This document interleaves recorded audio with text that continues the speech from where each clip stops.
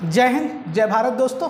आज हम चर्चा करेंगे इतिहास के या सामान्य चर्चा के एक विषय की कि ब्रिटिश हमेशा कहते हैं कि ब्रिटिश ने भारत के लोगों को सभ्यता सिखलाई, उन्हें संस्कृति सिखलाई, उन्हें जीवन यापन का तरीका सिखाया। उन्होंने भारतीय लोगों के बोझ को उठा के रखा, जिसको वाइट मैन वर्डनशिप कहते हैं कि अंग्रेज़ों पर, गोरे लोगों पर इन काले लोगों का बोझ है। वाइट मैन वर्डनशिप का सिद्धांत इन अंग्रेज़ों ने भारत में प्रतिपादित किया कि भारतीय लोगों को कुछ नहीं आता था।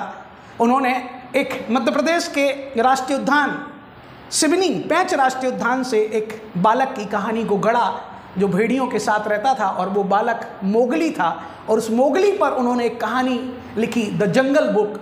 रुडयार्ड किपलिंग के द्वारा जंगल बुक लिखी गई, जिसको 1907 और 8 में नोबल लिटरेचर भी दिया गया, नोबल साहित्य पुरस्कार दिया गया था रुडयार्ड किपलिंग की उस जंगल बुक को, जिसको बचपन में हम देखते थे। मोगली जंगल जंगल बात चली है, पता चला है चड्डी पहनकर फूल खिला है। वो मोगली की कहानी कहते हैं वाइट मैन वर्डनशिप के आधार पर उन्होंने बोली। लेकिन हम आपको यहाँ बताएंगे कि कैसे उन्होंने BC AD निर्धारित किया।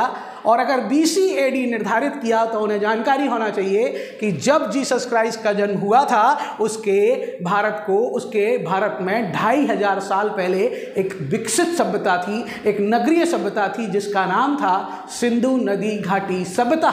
और जिस तरीके से कहते हैं कि उन्होंने BC AD को बांटा, यहाँ पर उन्होंने बीच में खड़े कर दिए जीसस क्राइस्ट, ईसाई धर्म के प्रमुख। और हमारा धर्म से कोई बुराई नहीं है, लेकिन उन्होंने जो संकल्पना भारत पर थोपी है वो ही है, विश्व को एक कॉन्सेप्ट दी है कि जीसस क्राइस्ट के पहले जितने लोग होंगे वो सब आएंगे BC में। टाइम को 2 आधार पर बांटा गया है।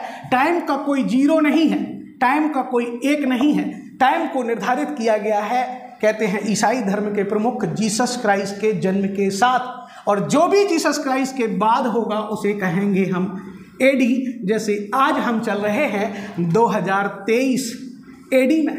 सामान्यतः लोग हमसे पूछते हैं, जब छात्र आते हैं तो वो पूछते हैं कि क्या सर दुनिया को केवल 2023 साल ही हुए हैं क्या दुनिया इतनी ही पुरानी है कि हम 2023 AD में चल रहे हैं, तो क्या दुनिया को 2023 साल हुए हैं? तब हम बच्चों की जिज्ञासा दूर करते हुए कहते हैं कि पश्चिम ने, ब्रिटेन ने, यूरोप ने ही दुनिया की दशा और दिशा निर्धारित की है। उन्होंने ही निर्धारित किया है दुनिया में, पृथ्वी में उन्होंने ही निर्धारित किया है कि उनके लंदन से निकलने वाली ग्रीनविच के इस तरफ का कहलाएगा ईस्ट और इस तरफ का कहलाएगा वेस्ट। नॉर्थ और साउथ पोल तो थे ही, और ईस्ट और वेस्ट डिसाइड कर दिया उस यूरोप ने, उस लंदन ने, उस ब्रिटिश वर्चस्व ने।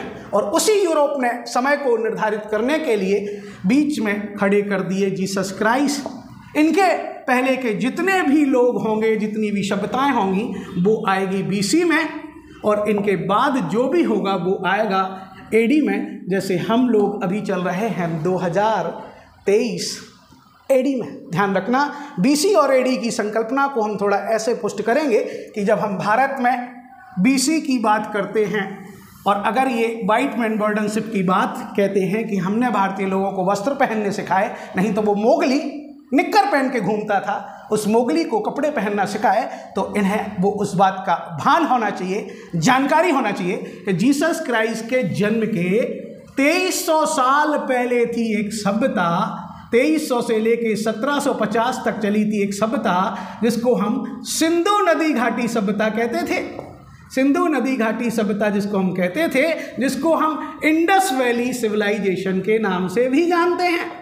इंडस वैली सिविलाइजेशन के नाम से भी हम जिसको जानते हैं, जिस इंडस से नाम बना था इंडू से नाम बना था हिंदू, और हिंदू से नाम बना था हिंदुस्तान, और इसी इंडस से नाम पड़ा था इंडिया, ध्यान रखना, ये इंडिया का नामकरण इस इंडस से हुआ था। ये हिंदुस्तान का नामकरण इस सिंधु नदी घाटी सभ्यता से हुआ था, जो जीसस क्राइस्ट के जन्म के 2300 साल पहले थी। मतलब ईसा मसीह के जन्म के लगभग 2300 साल पहले भारत में एक विकसित सभ्यता थी, जो नगरीकृत थी, जो कृषि प्रधान थी, जिसे कृषि की वैज्ञानिक जानकारी थी, जिसमें व्यापार वाणिज्य कहते हैं विदेशी था, व्यापार वाणिज्य विदेशी था, जिसके पास जल परिवहन और थल परिवहन की सुविधा थी। ध्यान रखना, जल परिवहन, थल परिवहन की सुविधा थी, जो नगरीकृत थी और मात्र सत्तात्मक थी। वो सिंधु नदी घाटी सभ्यता जीसस क्राइस्ट के लगभग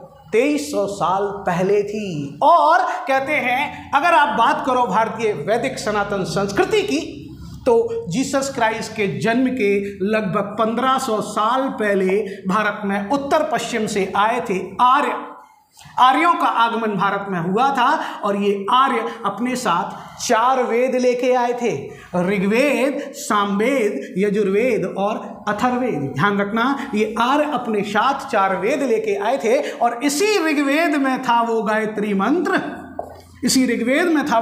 मंत्र, ओम भूर्भुवः स्वः तस्मात्तुर्वरेण्यं भर्गो देवस्य धीमहि धियो यो नः प्रचोदयात्। मतलब ईसा मसीह के जन्म के पहले 1500 साल पहले आ चुका था गायत्री मंत्र। ध्यान रखना, 1500 साल पहले ऋग्वेद में आ चुका था गायत्री मंत्र। और बात करें उत्तर वैदिक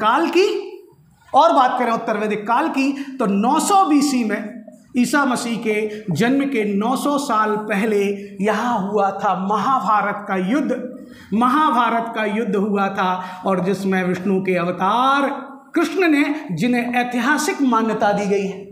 राम को ऐतिहासिक पुष्टि नहीं दी जाती है, पुरातत्व के आधार पर नहीं माना जाता है, लेकिन इतिहास राम को तो नहीं मान पाता, लेकिन कृष्ण को नकार नहीं पाता है। और 900 BC में महाभारत के युद्ध के रूप में कृष्ण की उपस्थिति को माना जाता है। गायत्री मंत्र, जो कि भगवान कृष्ण से 600 साल पुराना है, उसके बाद इतिहास के अनुसार, धर्म या संस्कृति के अनुसार हम बात नहीं कर रहे हैं, इतिहास के अनुसार भगवान कृष्ण जीसस क्राइस्ट के 900 साल पहले हुए थे, और 900 साल पहले ही दिया था उन्होंने भागवत गीता का ज्ञान। तो ध्यान रखना, आपके जीसस क्राइस्ट के जन्म के 900 साल पहले आ चुकी थी भागवत गीता। और फिर कहते हैं जीसस क्राइस्ट के लगभग 500 साल पहले थे गौतम बुद्ध, और इसी समय थे भगवान महावीर। ध्यान रखना, भगवान महावीर इन्हीं के काल में थी। अभी हमने कृष्ण की बात तो कर ली, लेकिन अभी हमने कालों के काल, महाकाल, देवों के देव, महादेव की चर्चा नहीं की, जिन्हें इतिहास तो स्वीकार नहीं कर पाता, लेकिन इतिहास नकार भी नहीं पाता जिन्हें, क्योंकि कहते हैं इस सिंधु नदी घाटी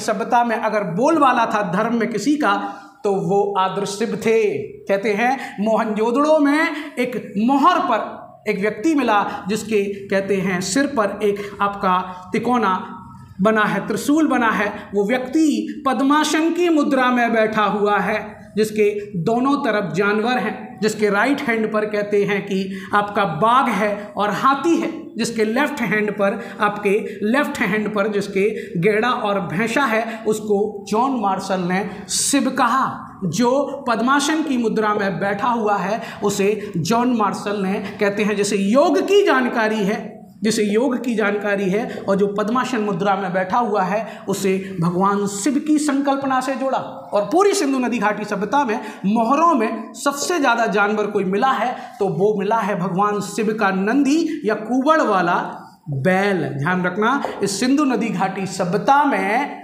देवों के देव महादेव का बोलबाला था। ध्यान रखें कि जो अंग्रेज कहते हैं कि हमने भारतीयों को सभ्यता सिखाई है, वो भारतीय धर्म, भारतीय संस्कृति ईसा मसीह के जन्म के बहुत पहले भारत में अस्तित्व में आ चुकी थी। जय हिंद, जय भारत दोस्तों।